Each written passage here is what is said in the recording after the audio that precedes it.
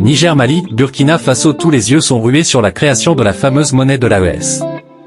Face aux sanctions économiques imposées par la CEDEAO et l'UEMOA au Niger depuis l'arrivée du CNSP au pouvoir, depuis la création de l'AES a redonné une lueur d'espoir au peuple sahélien pour un lendemain économique certain. Plus qu'un rêve, les populations du Mali, du Niger et du Burkina veulent une monnaie comme moyen de contourner les sanctions économiques injustes des institutions sous-régionales agissant sous la coupe du capitalisme et garantir leur indépendance économique en mettant fin à la vie d'être billets de CFA, vestige des liens coloniaux que nous continuons à entretenir avec l'ancien colon. Les réunions des ministres de l'économie des États de l'Alliance des États du Sahel traduisent la volonté des 3 chefs d'État et rassurent quant à la consécration des aspirations peuples du Sahel d'avoir une monnaie propre qui ne souffre d'aucun passé colonial. C'est une indépendance économique que les États du Sahel cherchent à arracher de la main de la France. La pauvre France, sous la vision de Macron, est sourde et aveugle face à la volonté des États du Sahel.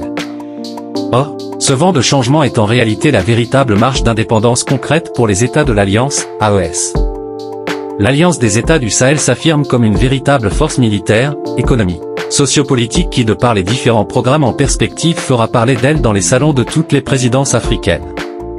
Beaucoup réfléchiraient à rejoindre cette alliance. On peut dire que les 3 transitions en cours, au Mali, au Niger et au Burkina par le coup du destin, sont une chance, une opportunité, d'émancipation sur plusieurs domaines pour la croissance économique de ces pays du Sahel, correspondant, Mali, Burkina Faso, Niger. Le Mali, le Burkina Faso et le Niger vont-ils quitter le franc CFA? Il y a besoin de se poser cette ultime question. Le Mali, le Burkina Faso et le Niger vont-ils quitter le franc CFA?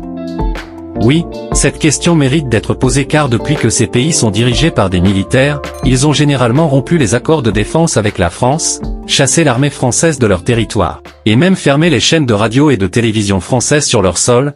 Prends une seconde de ta bonne pour la prochaine vidéo.